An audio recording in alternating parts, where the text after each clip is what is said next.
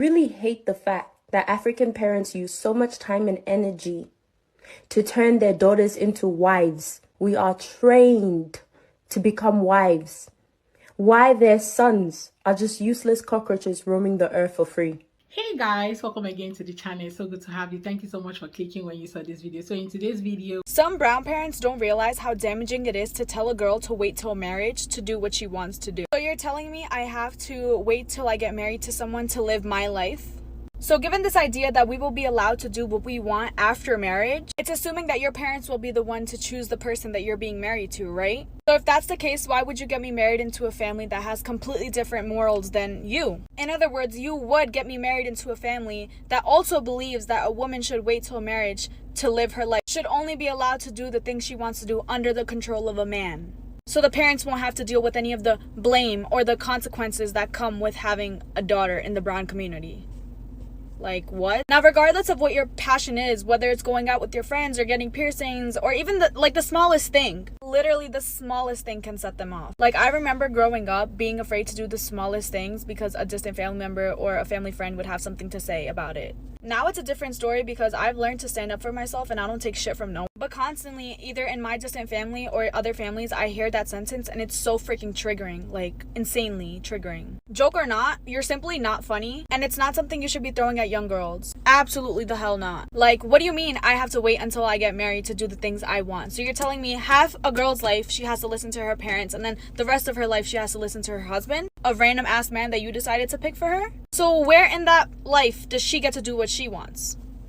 Literally makes no sense. The logic is so flawed and so sexist. This is why you have so many young girls resenting their loving parents. And they will purposely go against everything you want, even if it's something really good for her. Watch what you say and don't have that relationship with their kid. being a woman on its own is work, like big work.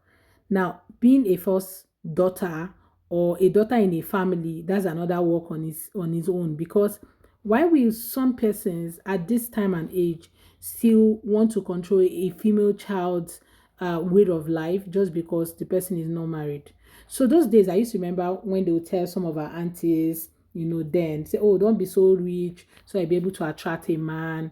Don't buy a property, don't buy a car for yourself, don't live in a big house, stay in your parents' house so I'll be able to find a man. So I can find a husband that will marry you. Because if you have all of those things, men will not be able to come close to you. They'll be scared that you will not be submissive enough and all of those things. Like, just so many things, and you'll be wondering, excuse me, like, I can't even live my life because I want to be somebody's wife tomorrow. In as much as being a wife is not a bad thing, okay, or that you shouldn't even have a problem with maybe submission when necessary, because it's something that is earned. Even though some men right now, they want to earn submission without doing the work, okay, they want you to submit to them, but they are not ready to also live out their responsibilities as men, right? But my major problem is parents trying to hinder their female children from living their lives just because they want them to be able to marry one man tomorrow, then live in that man's terms, right? Live your life, for God's sake. Life is supposed to be lived very well before you now say, okay, I want to get married to somebody. Okay, before you can say, okay, I want to get married to somebody, your vision has to be spelled out. People have to know exactly what you have, so that the man that comes tomorrow will know that, okay, this person I'm getting married to is in this particular hierarchy, and I don't have to bring her down, because you already know your worth. And that's what singlehood brings, right? It helps you to prepare yourself ahead of time. Well, anyway, let's listen to another lady, and this person now is speaking from the African perspective, which is where I'm also coming from. Let's hear what she had to say, then we'll come back and we'll wrap it up. Some brown parents don't realize how damaging it is to tell a girl to wait till marriage to do what she wants. In African households, this is why moving out is such a big deal. And maybe this can be said for other immigrant households as well. But if you're a daughter, especially a firstborn daughter in an African immigrant household, moving out is such a big deal, because if you're moving out as an unmarried woman to your own house and own space, this means there's opportunity for you to exercise autonomy, make your own decisions, and not necessarily be connected to the family structure that you have been brought up in and raised in and have lived in under your parents' roof. Now, as we know, moving out to your own place does not mean you're like disconnecting from your parents completely. But I think psychologically, there is that fear of, oh, when you get independence, when you get financial independence, you'll be different from us or separate from us since you're away from us.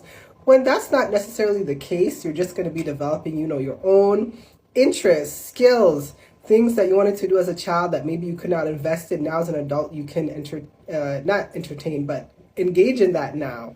And that for some reason is a scary thought for a lot of immigrant families, of immigrant parents. And I think boundary setting is something as firstborn daughters, as immigrant daughters, and I'm going to speak to women because I feel like our challenge is a bit more different than the men, but obviously dialogue is free. We can have additional discourse on that. But as firstborn daughters in immigrant households particularly, it's important for us to have boundary settings because the boundaries we help establish makes it easier for our siblings who follow us. So you'll find in a lot of households when the firstborn daughter, breaks free, if you will, the siblings who come after her, they have an easier time, navigating their own independence. But until then, it's pretty it's pretty landlocked. It's pretty landlocked. It's pretty airtight. In terms of freedoms and the restrictions you have. And I'm not saying that the boundaries immigrant families or more culturally conservative families have are bad, but I'm saying long term it can be harmful when we are not giving space for firstborn daughters, immigrant daughters to be able to make our own decisions. Because what I find happens is that a lot of immigrant daughters grow up to be adults who cannot make decisions for themselves and they are handicapped.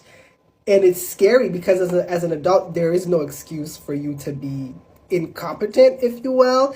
And society will punish you for being an adult who cannot make your own decisions. So there is guilt when you are navigating your own life and having your own space, but it's very necessary because it's not sustainable to be that controlled and handicapped in an immigrant family and context. Yeah, I think I agree with her. Really, moving out from your African parents' house as an unmarried lady is really hard. Okay, sometimes it could be tradition, sometimes it could just be the family tradition itself, right? It might not necessarily be the tradition from maybe their culture or something. It could just be a tradition, a family tradition that no female lady is allowed to move out until married, right? But in as much as you're staying in your parents' house, I think parents should normalize letting their female child express themselves while in that house, right? Learn new things, express themselves, buy things they want to, buy properties, own things. Because I think this is one of the things that we all, as female in an African home, go through. Okay, because they'll be like, "Oh, don't do this. Oh, don't do this until you are married. Then you can seek your husband's permission." Some men might not find that, But right now, I think a lot of men are even looking for women who are not liabilities, women who have tangible things they're doing. In fact, I think the men right now are the ones looking for ready-made women and not the other way around, because those days women are looking for men who are ready made, who had money, who had experienced some sort of success in life. But right now, men are the ones looking for successful women to get married to, right? So it's okay for a woman to express herself and become whoever she wants to be, even in her parents, whether she chooses to marry tomorrow or choose not to marry. But just let her be whoever she wants to be. Parents need to learn that, especially our African parents, right? Anyway, guys, let me know what you think in the comment section. I'll be here to read from you. Thank you so much, guys, for watching. See you on my next video.